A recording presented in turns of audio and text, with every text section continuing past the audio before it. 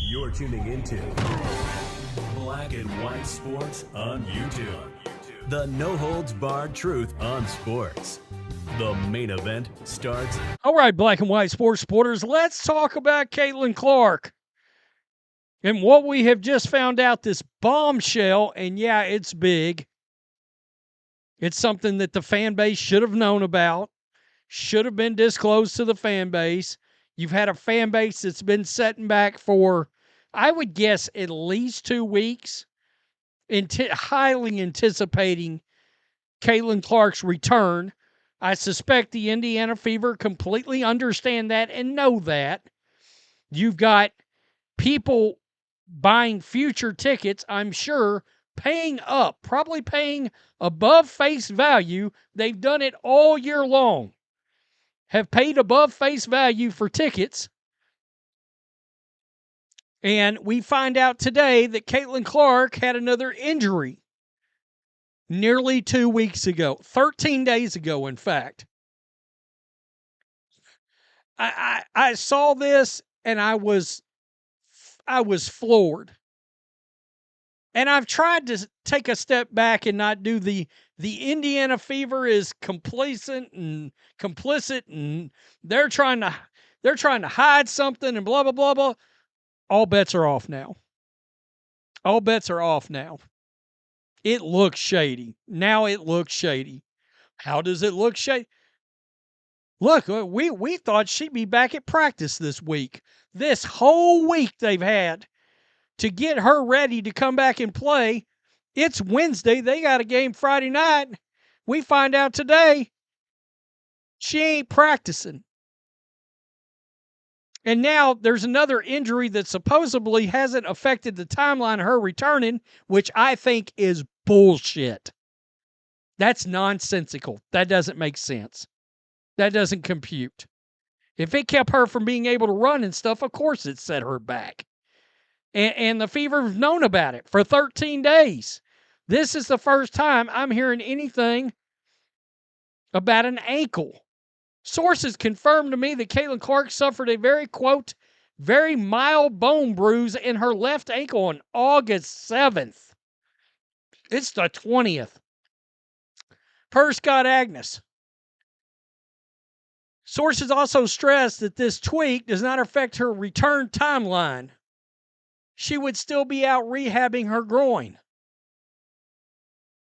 Well, if she was supposed to be running to get her conditioning up and she tweaked her ankle, yeah, it's going to affect her time. I mean, that doesn't make sense to me. I don't understand that. And I'm going to tell you something else that bothered me. Stephanie White today, I guess, was asked about Caitlin Clark's return again. And I don't like this answer because the answer is laced with attitude. All right, it's the answer oozes. I'm sick of answering questions about Caitlin Clark's injury. Oh, well, excuse us for asking. Yeah, to quote Samuel L. Jackson as Jules in Pulp Fiction, I'm sorry, did I break your concentration? Say what again? Say what? One more mother. I mean, seriously, are you kidding me? Stephanie White.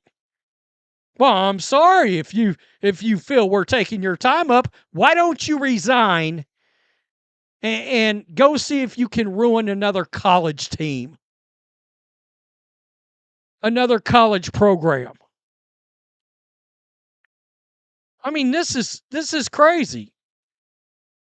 When asked if there's an update on Caitlin Clark, Stephanie White said, quote, until she gets into practice, until you guys see her in practice, it's really status quo, same as we have been. That is, you know what that's saying? Let me peel back the curtain. Did you see her out here? Why are you asking? Well, you've got the most popular basketball player in the world, men's or women's, I think, right now, as far as I'm concerned, that's got a rabid fan base that is more loyal to Caitlin Clark than they are the Indiana Fever or the WNBA. And I don't know if that rubs these coaches, rubs this organization wrong. Boy, if it does, they're in a world of trouble. And so's the league. I mean, look, I'm not a Taylor Swift fan. I'm not.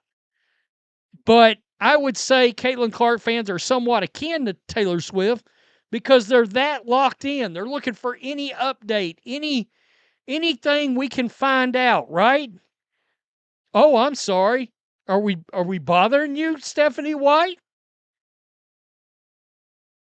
And this ankle injury, this looks fishy.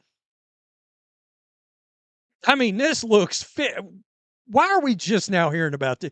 Jason Whitlock said yesterday, he put on Twitter, because he called out the Angel Reese thing. Like, what is going on here?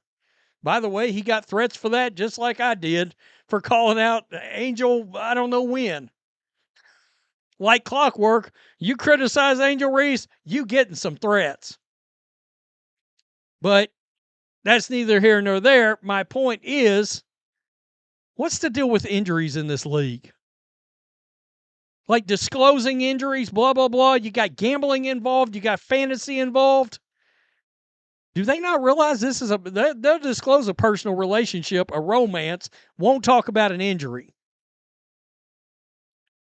Boy, some of these people, some of these fans that have been paying up these tickets, paid more than face value. It's going to be a hell of a note if one of them decides to launch a lawsuit and about 17 other fans jump in on the lawsuit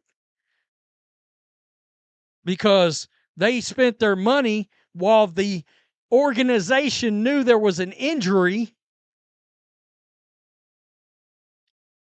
Wow. I mean, come on. Seriously. I feel bad for Sophie Cunningham. This is her commenting on Caitlin Clark. But I just feel bad. Like, it's one thing after another. You know what I mean? Like, that shit sucks. Dude. Yeah. It really does suck. Is Caitlin close? How's she coming along? Dude, I don't know.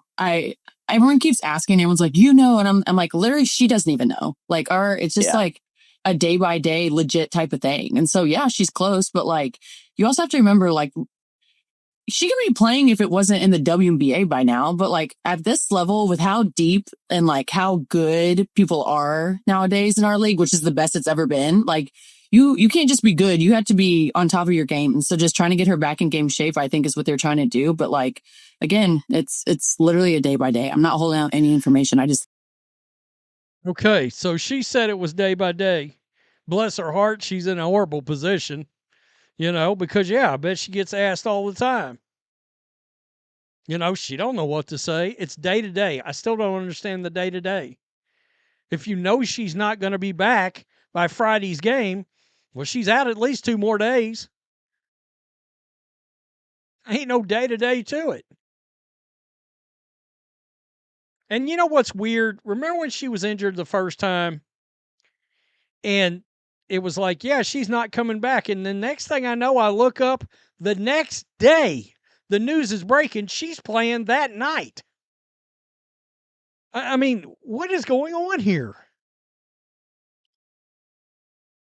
And they wonder why people bring up like there's conspiracies and all this stuff going on out there. Well, it's because this looks bad. It does. There's a lot of money.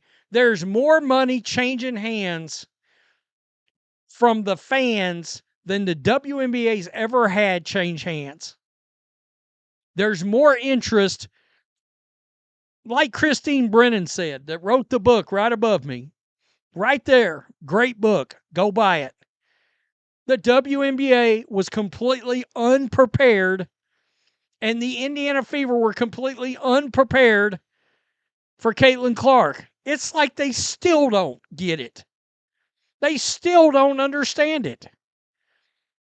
Caitlin gets it. Why do you think she keeps showing her face at these games? She's very aware all these people came to see her. And bless her heart, she should have her foot up somewhere and not be traveling. But she's trying to show up for she's aware that these people spent all this money.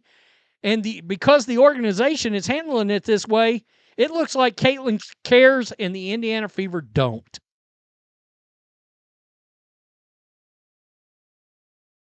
Tell me what you think, black and white sports supporters.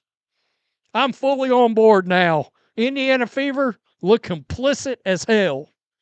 What the hell is going on in this basketball organization? Herb Simon, I mean, Pacers, y'all got your ears on NBA? Somebody going to get a handle on this league at all? Because from where I sit, I mean, I've just been watching sports for 45 years. This is the biggest joke of a league I've ever seen.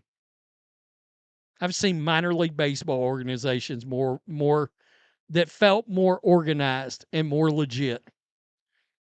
Peace. I'm out. Till next time. Thanks for watching the show. Be sure to like, comment, and subscribe. Be sure to tune in next time on Black and White Sports.